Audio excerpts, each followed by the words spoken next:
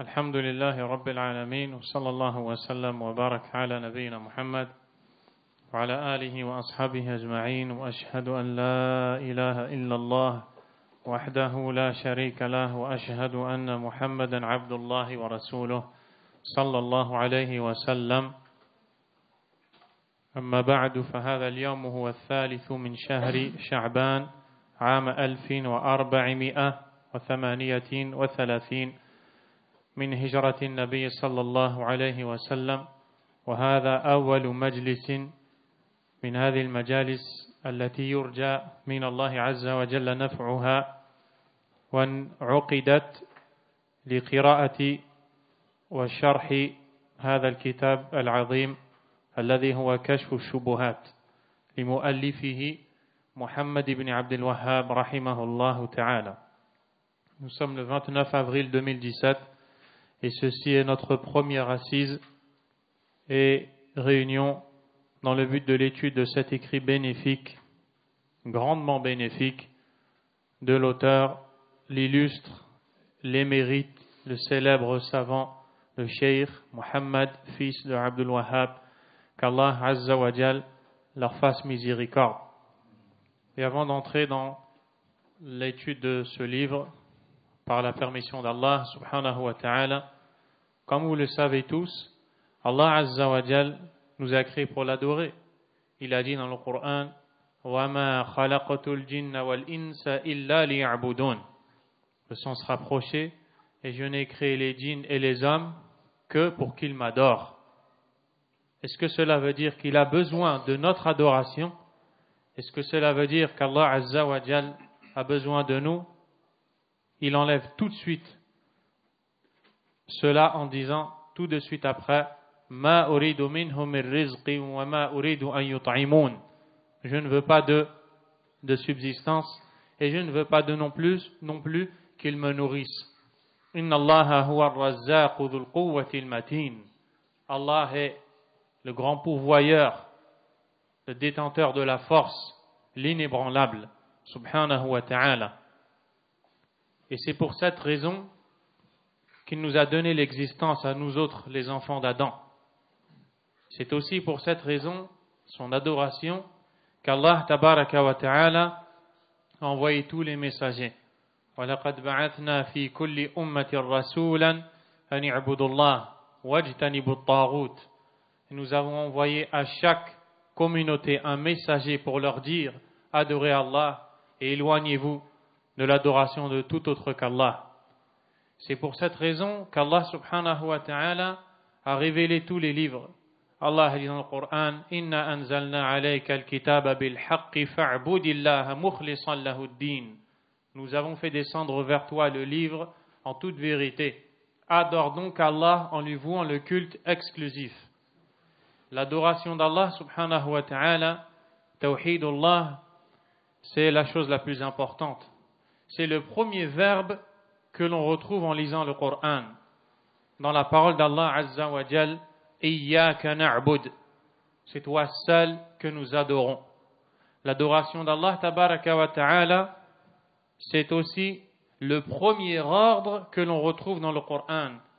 Dans Surat al-Baqarah, dans le verset 21, Allah Azza wa Jal dit Ya ayyuhan nas u'budu rabbakum alladhi khalaqakum walladhina min qablikum la'allakum tattaqun. Ô vous les gens, adorez votre Seigneur qui vous a créé, vous et ceux qui vous ont précédés, ainsi atteindrez-vous la piété. L'adoration d'Allah subhanahu wa ta'ala, seul et sans associé, c'est la première chose à laquelle on appelle. Le prophète sallallahu alayhi wa sallam a dit au noble compagnon, le grand savant de la communauté, Mu'adh ibn Jabal radiyallahu anhu, فَلْيَكُنْ أَوَّلَ مَا تَدْعُوهُمْ إِلَيْهِ إِلَىٰ أَنْ يُوَحِّدُوا اللَّهِ. Que la première chose à laquelle tu les invites soit qu'ils n'adorent qu'Allah seul, subhanahu wa ta'ala. C'est la première chose par laquelle on commence, même si nous sommes présents au sein d'un peuple qui commet toutes sortes de turpitudes. Pour cette raison, le prophète sallallahu alayhi wa sallam a été envoyé par Allah tabaraka wa ta'ala dans un peuple, celui de Quraysh, qui commettait toutes sortes d'interdits, parmi lesquels ils enterraient les filles vivantes, ils pillaient les biens de certains parmi les passagers, ils s'entretuaient, ils consommaient les boissons enivrantes et faisaient d'autres choses encore, tout aussi graves les unes que les autres. Et quand Allah Azza wa Jal a envoyé son prophète sallallahu alayhi wa sallam, les premiers versets par lesquels il en fit un messager sont les premiers versets de la sourate Al-Muddathir, l'enveloppé, où Allah Azza wa Jal lui dit Ya ayyuhal muddathir qum fa'anzir wa rabbaka fakabbir wa thiyabaka fatahhir wa rujza fahjur ila akhir al-ayat. Ô toi l'enveloppé, lève-toi et avertis, proclame la grandeur de ton Seigneur, purifie tes vêtements, c'est-à-dire purifie tes actions de la souillure du polythéisme, qui est la pire des injustices, jusqu'à la fin des versets. Les savants ont noté que la première chose que le prophète sallallahu alayhi wa sallam devait dire et transmettre à son peuple, c'est de n'adorer qu'Allah seul. Et il devait leur interdire d'adorer tout autre que lui, avant même de leur dire d'arrêter d'enterrer les filles vivantes, de s'entretuer, de consommer les boissons enivrantes. Il devait commencer par cela.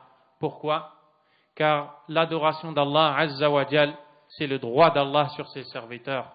Et le prophète sallallahu alayhi wa sallam a dit à son compagnon Atadri ma haqqullahi ala al-ibad, sais-tu quel est le droit d'Allah sur ses serviteurs? Wa ma haqqul ibadi ala Allah, et quel est celui des serviteurs sur Allah? Qala Allah wa rasuluhu a'lam. Il répondit Allah et son messager sont plus savants.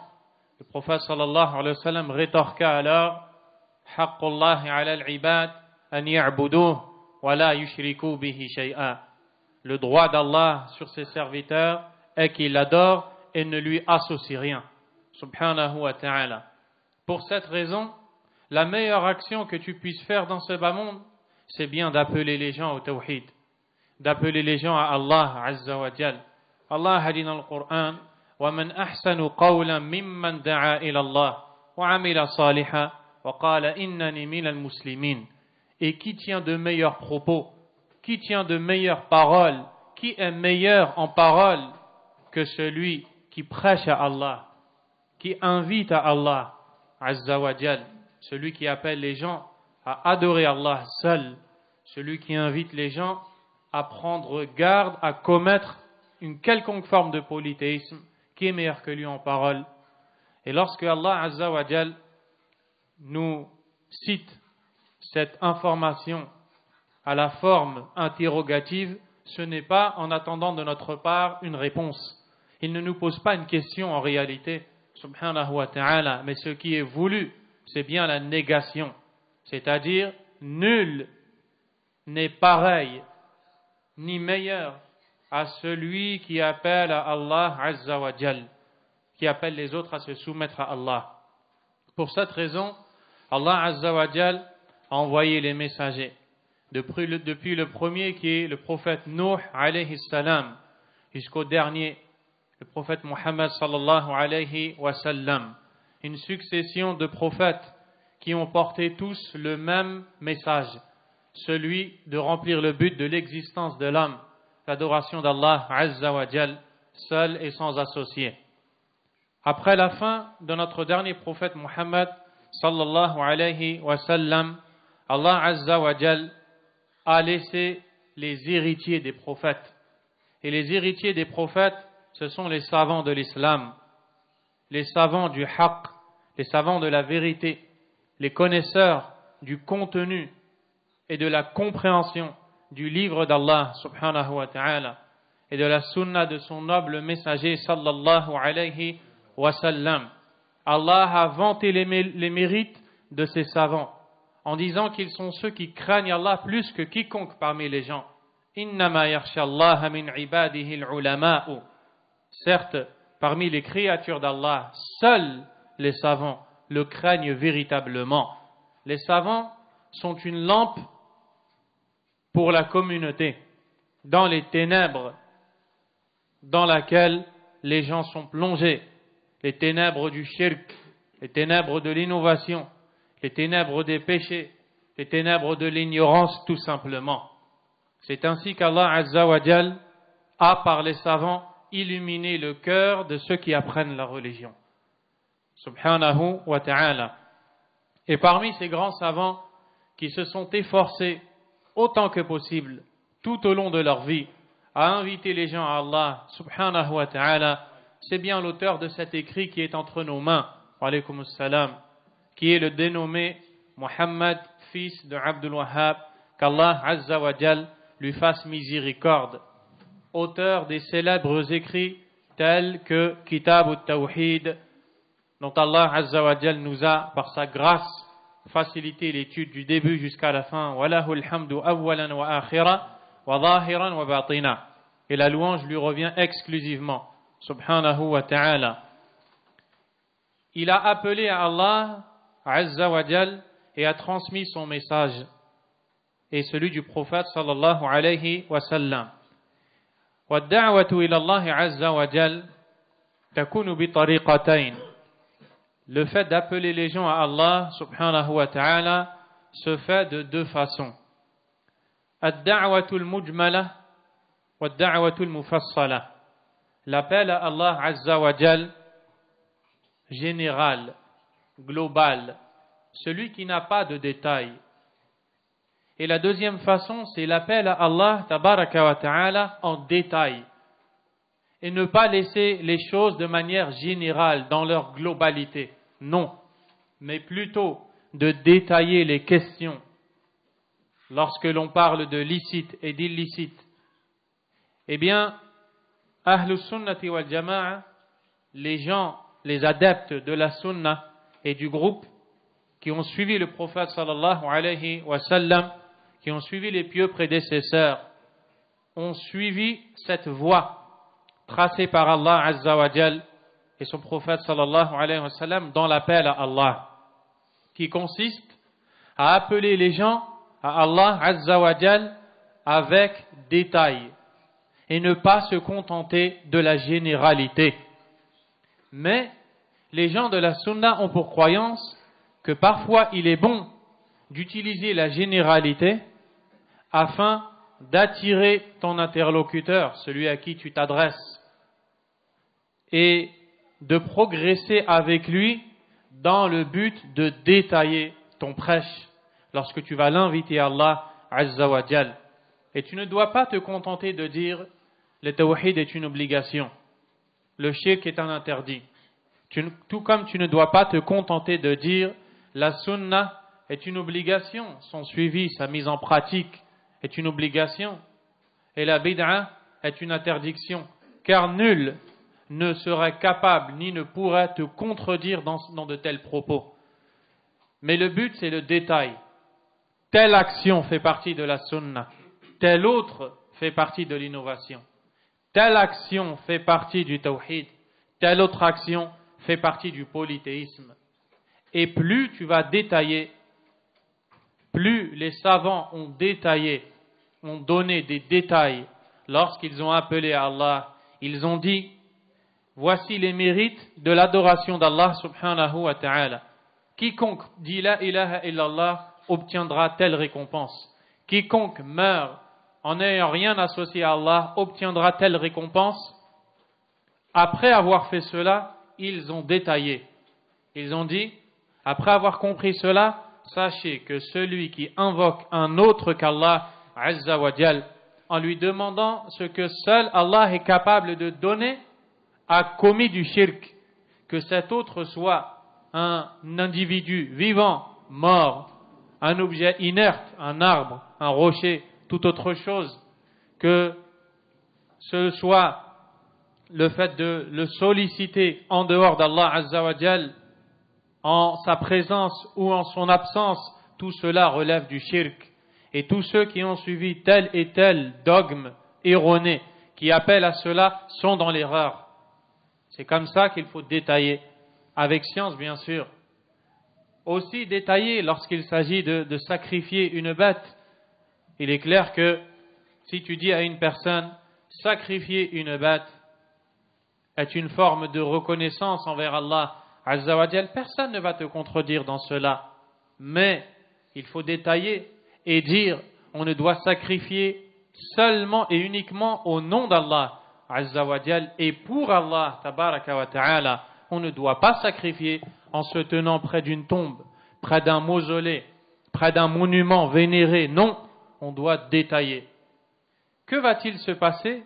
Que s'est-il passé du moins lorsque l'auteur Mohammed, fils de Abdul Wahhab, qu'Allah lui fasse miséricorde, a prêché en détail. Il ne s'est pas contenté de généralité et de la globalité. Il a eu des ennemis, des gens qui n'adhèrent pas à ses propos, des gens qui n'ont pas épousé ses convictions, des gens qui n'ont tout simplement pas accepté son message, car il n'était pas dans leur intérêt. Il a constaté qu'il y avait des gens qui commettaient le polythéisme, qui adoraient autre qu'Allah subhanahu wa ta'ala.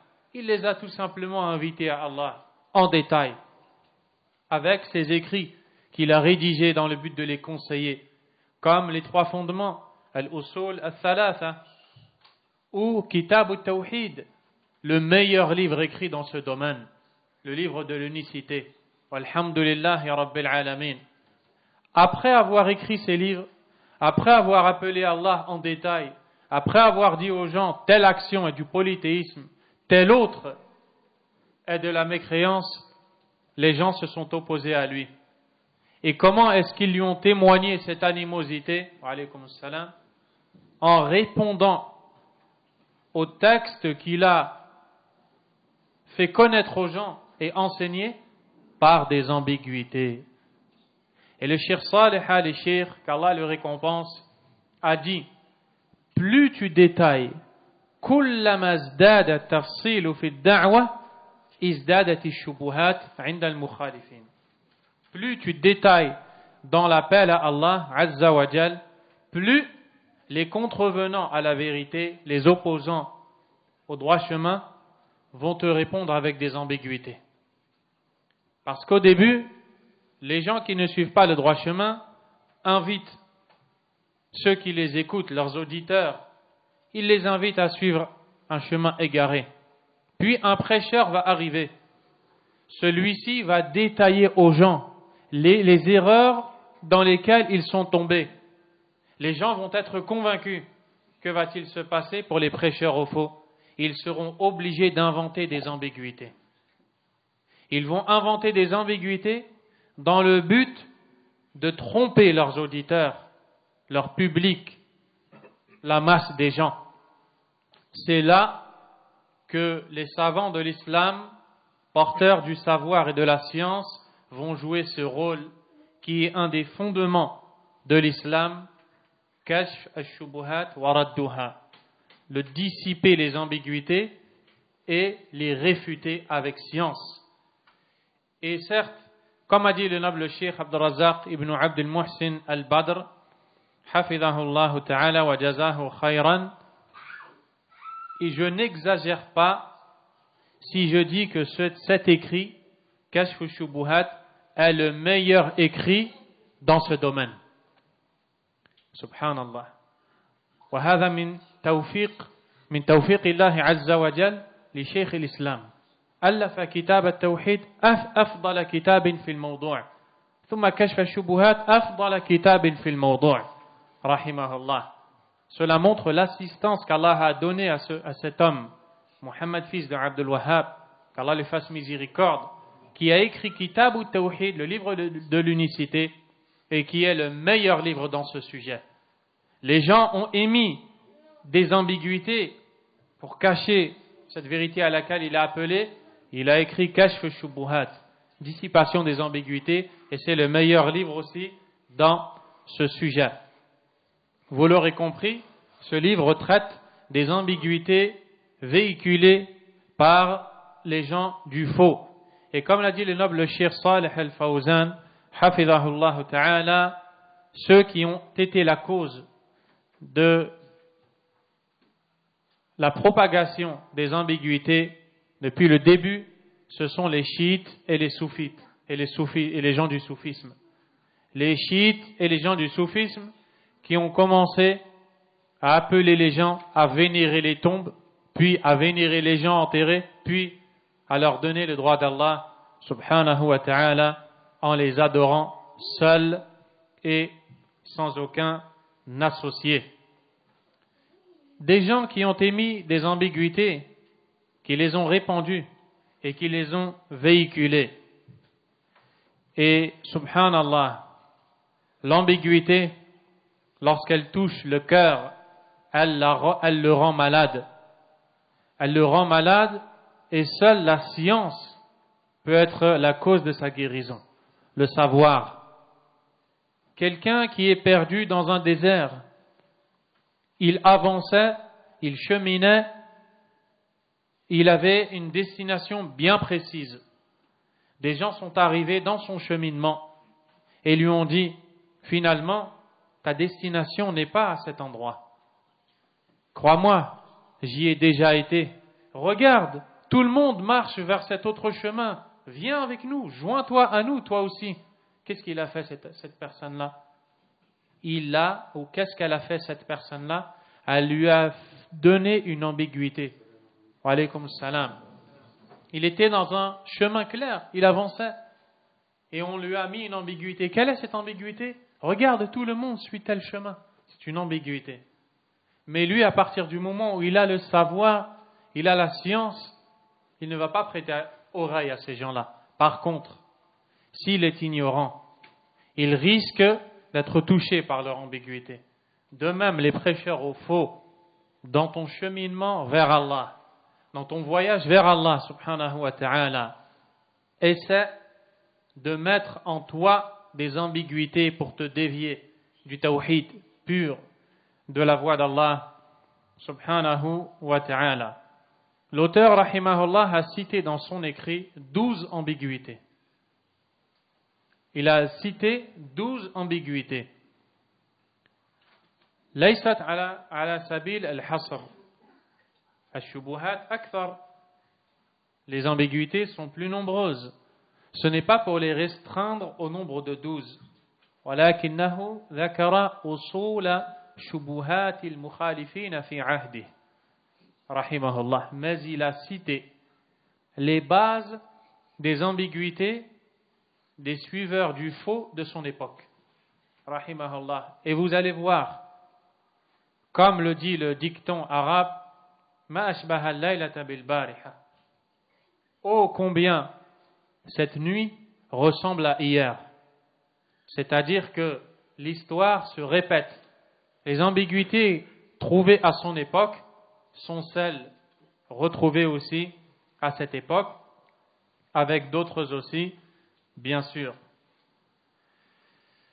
Nous allons nous baser, Inch'Allah ta'ala, pour l'explication de cet écrit, Kashfu Shubuhat, sur le commentaire du noble cheikh, l'immense, le grand savant du tawhid, de la sunnah, Muhammad ibn Ibrahim al-Sheikh.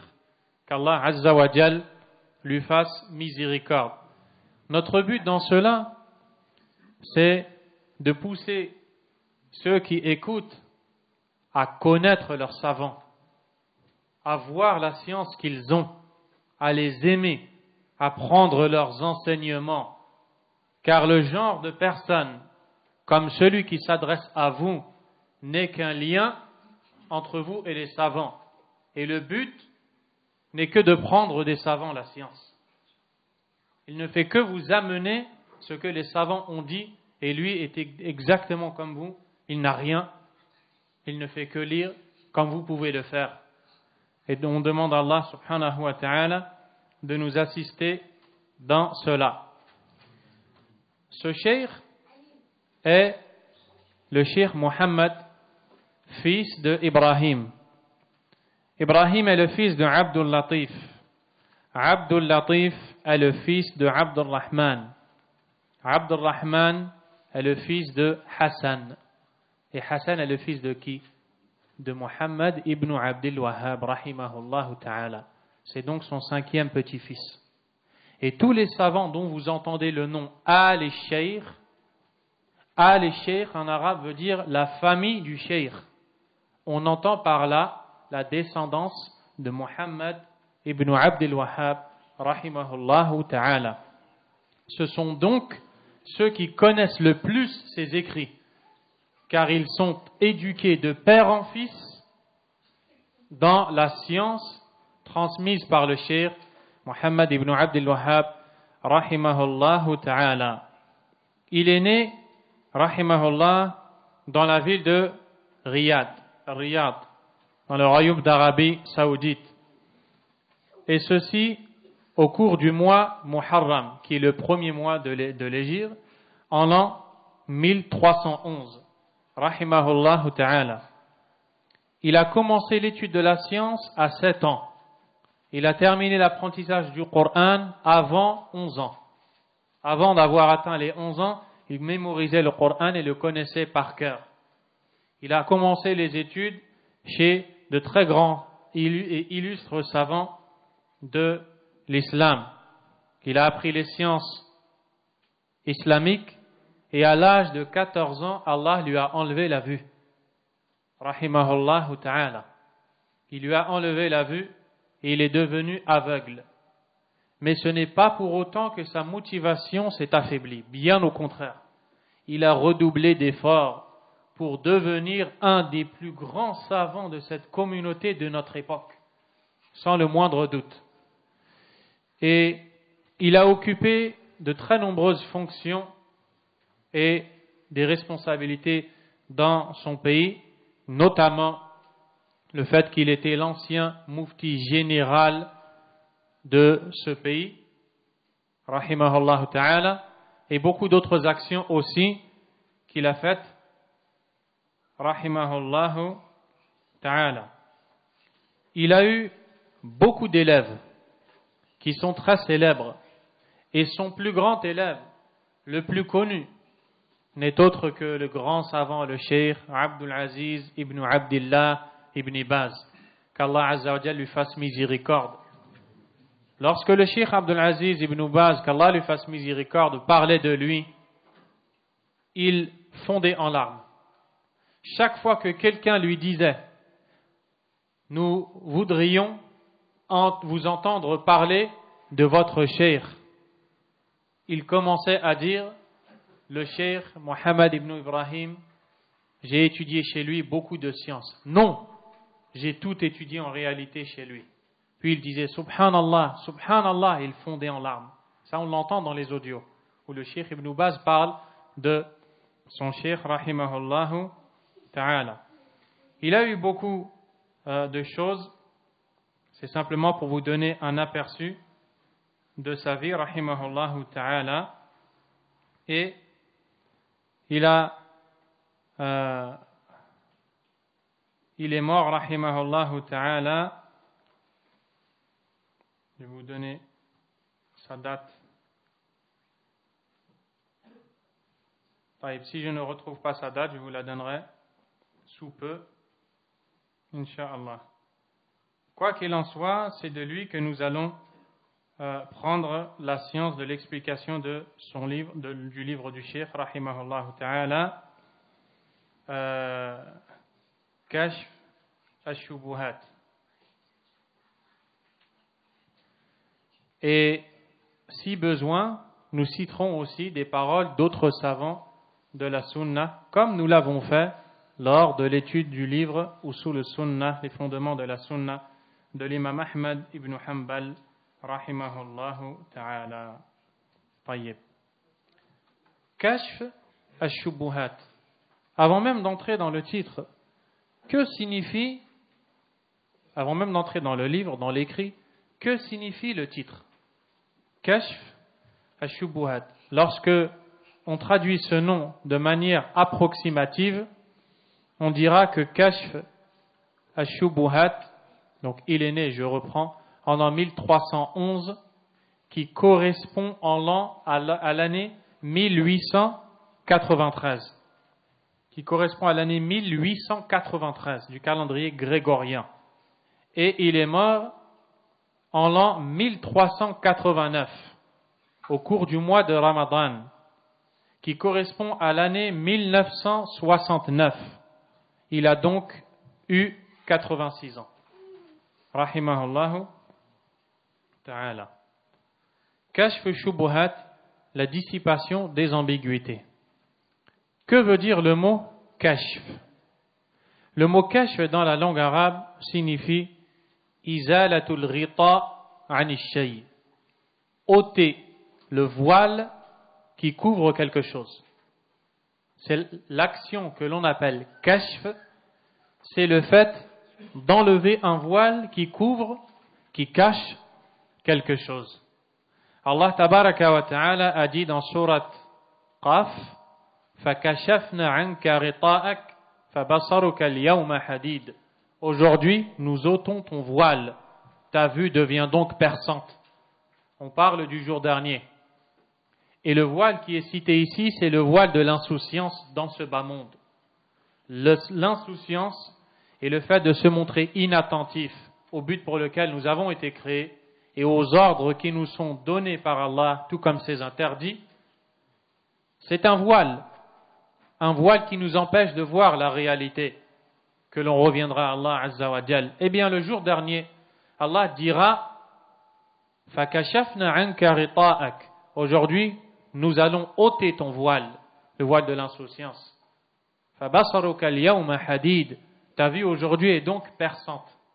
Voici ce qui est voulu par le terme kashf, le fait d'ôter le voile qui couvre quelque chose. Ash-shubha, le terme arabe ash-shubha ou ash-shubuhat est un pluriel. Il est le pluriel du mot shubhatun. Shubha, ash-shubha, qu'on a traduit par l'ambiguïté, Cheikh Salih al-Fawzan a dit هو الأمر المشتبه الذي لا يدرى هل هو حق أو باطل. C'est une chose ambiguë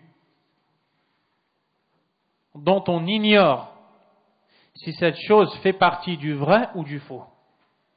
Voilà ce qui est voulu par le terme shubha. Et le Cheikh Salih al-Cheikh a dit al-shubha ma ju'ila shabahan bil haqq. Ce qu'on appelle la shubha, c'est quelque chose que l'on a fait ressembler à la vérité. Donc il y a dans ce mot shubha la notion de ressemblance. Qu'est-ce que l'on veut par là? On veut par là dire que des gens ont amené un faux, mais ils l'ont maquillé. Ils ont maquillé son faux. Ils ont voilé son côté faux et ils l'ont fait ressembler à la vérité. On appelle ça une shubha. Au point où l'individu ne sait plus. Il ne sait plus. Il a l'impression que cette chose est vraie. Il a l'impression que cette chose est vraie. Et il fait partie des fondements de la religion. De rejeter le faux, de dissiper le voile de l'ambiguïté et de montrer à Allah Azza wa Jal le vrai. Le Cheikh Salih al-Cheikh a dit La budda an yujada man yaqumu bihadha al-asl.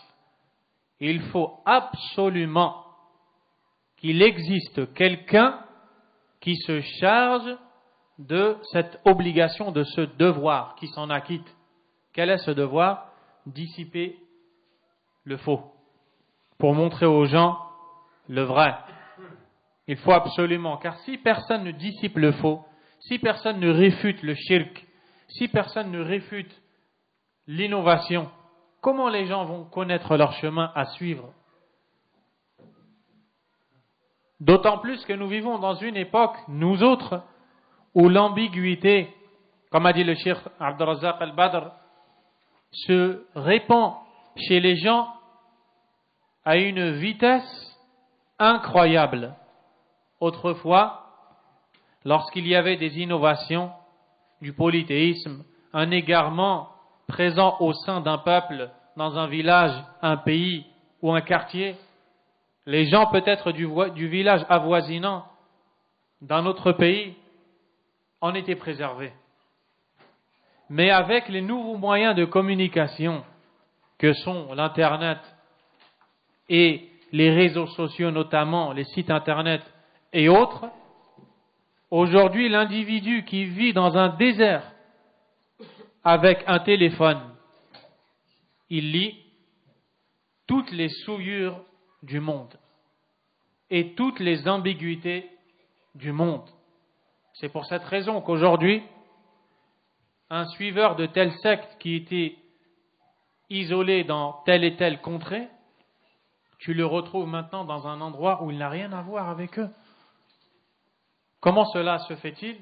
Il a eu accès à leurs ambiguïtés. Ces ambiguïtés ressemblent à ses yeux à la vérité. Il les a suivies. Son cœur s'y est attaché. Wal'iyadhu billah. Et donc, on voit la gravité des ambiguïtés.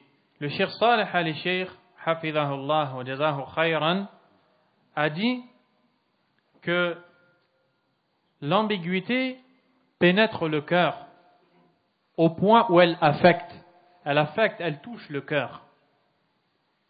Ala al-aqal bitaraddud.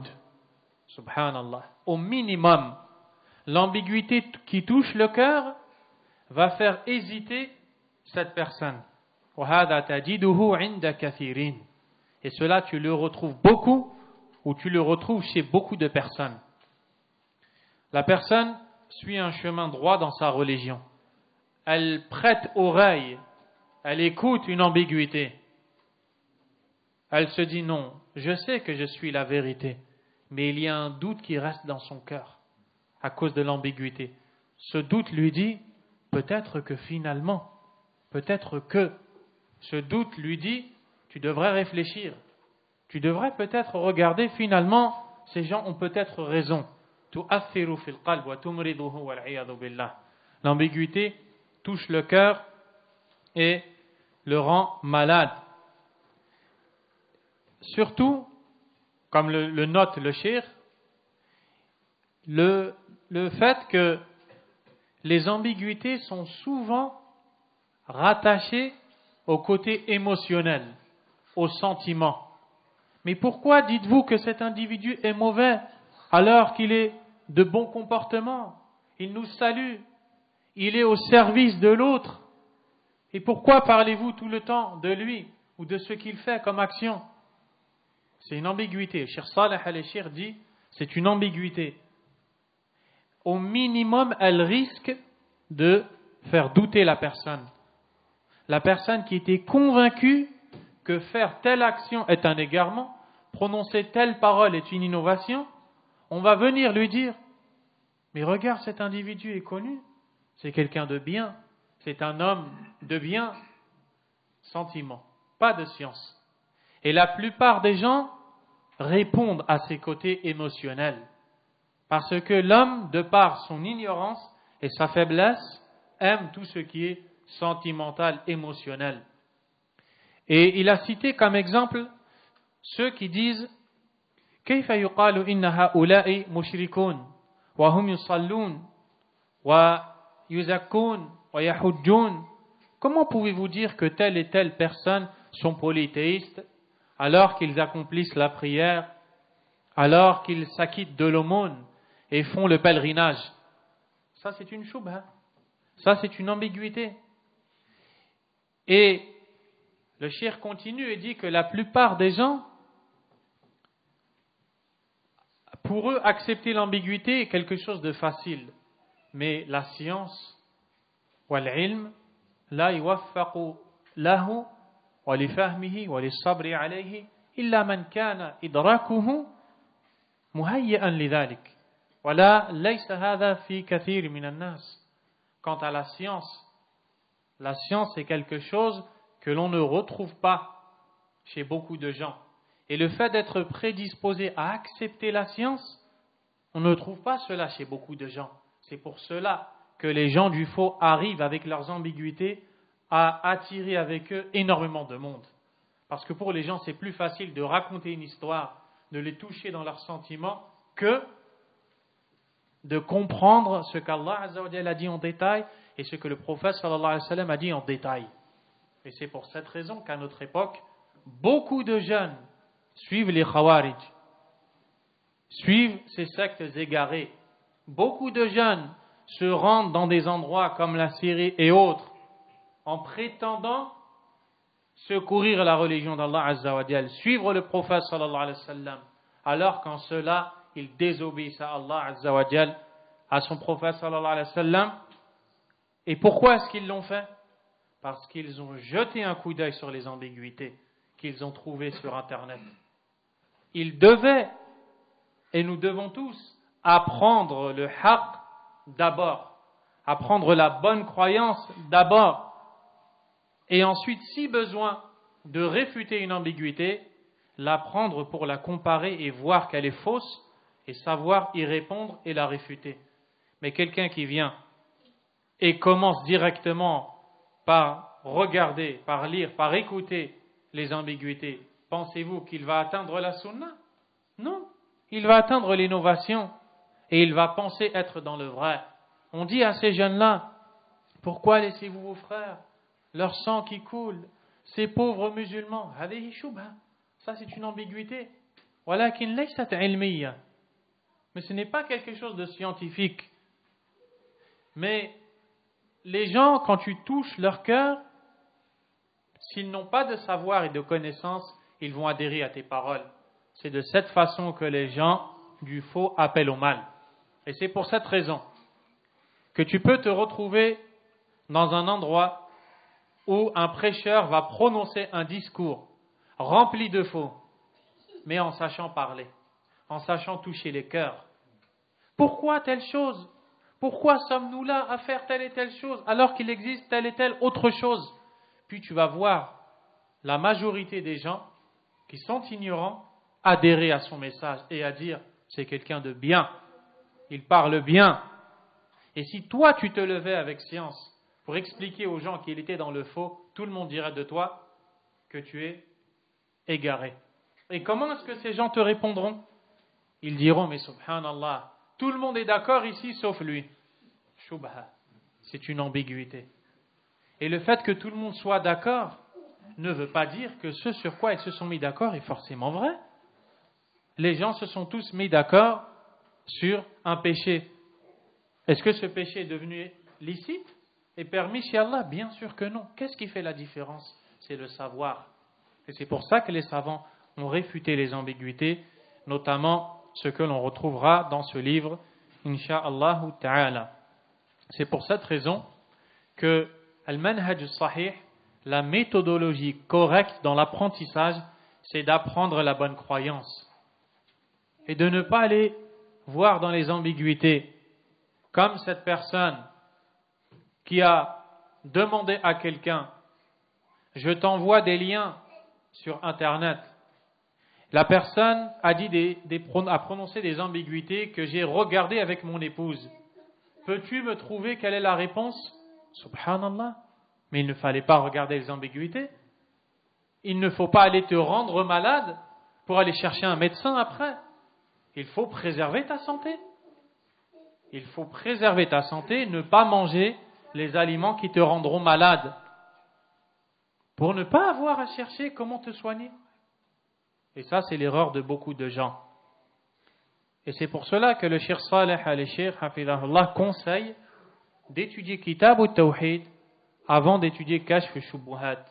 Et précise que celui qui a étudié Kitab al-Tawhid en détail va comprendre, bi'idhnillahi, Kashf al-Shubuhat. Donc, al-Shubha, c'est ce que l'on a fait ressembler à la vérité. Cheikh Saleh al-Cheikh a dit, le fait de dissiper les ambiguïtés se fait de deux façons. Kashf shubah lahu tariqatan ou tariqan, de deux façons.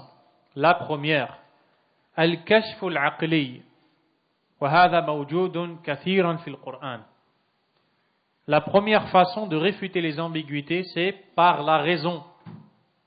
Et cela est présent dans le Coran.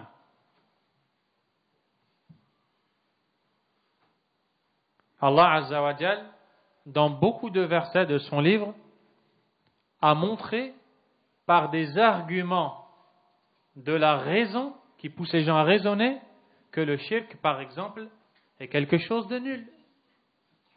لو كان فيهما آلهة إلا الله لفسدتا. Il dit dans le sens du verset, s'il se trouvait dans les cieux et la terre des divinités autres qu'Allah, les cieux et la terre auraient été pervertis. Pour quelle raison? Parce que logiquement, chacune de ces divinités voudrait être la plus grande, voudrait être celle qui décide, celle qui commande. Ces divinités seraient alors ennemis les uns des autres et les cieux et la terre seraient pervertis. Donc du point de vue de la raison, c'est impossible de concevoir qu'il existe plus d'une divinité. Ça c'est al-kashf al-aqli, la dissipation avec le raisonnement. Et la deuxième chose, al-kashf al-shar'i, la dissipation des ambiguïtés bi-iqamati al-hujja, avec la science, avec la parole d'Allah Azza wa Jal et la parole du prophète sallallahu alayhi wa sallam. Barakallahu fik. Donc, voici pour le titre Kashf al-Shubuhat. Et lorsque l'on dit Kashf al-Shubuhat, la dissipation des ambiguïtés, il s'agit des ambiguïtés émises dans le tawhid, dans l'adoration d'Allah subhanahu wa ta'ala. Et comme l'a dit le Cheikh Salih al-Fawzan, hafidhahullah ta'ala, il s'agit des ambiguïtés répandues par les chiites et les soufis, qui sont parmi les premiers à avoir amené aux gens qu'il fallait adorer les tombes, qu'il fallait solliciter les morts et qu'il fallait leur demander la bénédiction, la guérison en dehors d'Allah Azza wa Jal, l'intercession pour le jour dernier. Wal-'iyadhu billah. Lorsque ils ont appelé les gens à ces voies égarées et les savants y ont répondu avec les preuves du Coran et de la Sunna, ils ont été obligés de véhiculer des ambiguïtés pour tromper les gens et pour dire non, ces actions que nous faisons ne sont pas du shirk. Nous savons qu'Allah est le seul créateur. Shubha, c'est une ambiguïté. Nous savons qu'Allah tabaraka wa ta'ala est le seul guérisseur. C'est une ambiguïté. Il fallait donc y répondre. Et les savants y ont répondu par les preuves du Coran et de la sunna du prophète Muhammad sallallahu alayhi wa sallam. L'auteur rahimahullah ta'ala commence donc son écrit. Le commentaire que nous allons lire, incha'Allah, a été repris par l'élève du cheikh Mohammed ibn Ibrahim al-Cheikh, qu'Allah lui fasse miséricorde, qui est le cheikh Mohammed ibn Abdurrahman ibn Qasim. Et Mohammed ibn Abdurrahman ibn Qasim est un savant qui a été l'élève de ce grand cheikh et qui a étudié le livre Kashf al-Shubuhat auprès du cheikh Mohammed ibn Ibrahim 6 fois, à la mosquée et chez lui. Puis il a écrit et enregistré dans ses cahiers tout ce que le cheikh disait. Puis avant de mourir, cheikh Mohammed ibn Abdurrahman ibn Qasim, qu'Allah le fasse miséricorde, a réuni ses cahiers, il les a ordonnés et en a fait un commentaire de Kashf al-Shubuhat à partir de ce qu'il a noté de la parole de Mohammed ibn Ibrahim, qu'Allah lui fasse miséricorde.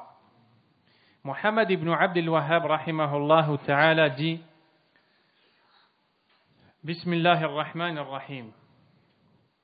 اعلم رحمك الله أن التوحيد هو إفراد الله بالعبادة وهو دين الرسل الذي أرسلهم الله به إلى عباده فأولهم نوح عليه السلام أرسله الله إلى قومه لما غلوا في الصالحين ود وسواع ويغوث ويعوق ونسر وآخر الرسل محمد صلى الله عليه وسلم وهو الذي كسر صور هؤلاء الصالحين أرسله الله إلى أناس يتعبدون ويحجون ويتصدقون ويذكرون الله كثيرا ولكنهم يجعلون بعض المخلوقات وسائط بينهم وبين الله يقولون نريد منهم التقرب إلى الله ونريد شفاعتهم عنده مثل الملائكة وعيسى ومريم وأناس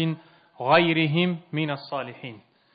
L'auteur rahimahullah a dit Bismillahir Rahmanir Rahim, sache qu'Allah te fasse miséricorde, que le tawhid consiste à vouer l'adoration uniquement à Allah, et c'est la religion des messagers qui ont été envoyés par Allah à ses serviteurs. Le premier d'entre eux est le dénommé Nuh alayhi salam, qui a été envoyé par Allah à son peuple lorsque celui-ci a commis des excès à l'égard des gens pieux qui sont appelés Wad, Suwa', Yarouth, Ya'uq et Nasr. Le dernier d'entre eux est le prophète Muhammad sallallahu alayhi wa sallam. Il est d'ailleurs celui qui a démoli ces divinités qui étaient adorées, donc ça c'est ce que l'on va détailler, qui étaient adorées par le peuple de Nuh alayhi salam. Allah l'envoya à des gens qui s'adonnaient à l'adoration. Ils accomplissaient le pèlerinage, offraient des aumônes, évoquaient Allah abondamment, mais ils mettaient entre eux et Allah Azza wa Jal des intermédiaires dans l'adoration, en disant ce que nous voulons de ces intermédiaires, c'est qu'ils nous rapprochent d'Allah subhanahu wa ta'ala et qu'ils intercèdent pour nous, comme les anges, comme Isa, comme sa mère Maryam et toute autre personne parmi les pieux. L'auteur rahimahullah ta'ala commence par une introduction pour montrer de quoi est-ce qu'il va parler. Et le Cheikh Mohammed ibn Ibrahim rahimahullah a dit que l'auteur a commencé par une introduction montrant la réalité de la religion des messagers et la réalité de ce à quoi les messagers ont appelé, tout comme il a montré la réalité de la religion des polythéistes qu'ils mettaient en pratique, afin que l'homme connaisse leur religion et leurs ambiguïtés, et afin qu'il sache qu'il doit suivre la religion des messagers et non pas celle des polythéistes. Il a commencé par dire Bismillahir Rahmanir Rahim, et c'est ce que l'on retrouve dans le début des écrits des savants de l'islam. On appelle cette phrase la basmala, al-basmala. Lorsque vous entendez al-basmala, ou si l'on vous dit en quoi consiste al-basmala, la réponse est la suivante, c'est la phrase Bismillahir Rahmanir Rahim. Et la basmala, on l'écrit, on la cite lors d'un écrit. Car comme les savants l'ont dit, les écrits du prophète sallallahu alayhi wa sallam ont été réunis et rassemblés. Le prophète sallallahu alayhi wa sallam ne savait ni lire ni écrire, mais il envoyait des lettres. Il avait des compagnons qui écrivaient pour lui et il leur disait écris, puis il dictait. Et à chaque fois il disait de commencer par écrire Bismillahir Rahmanir Rahim.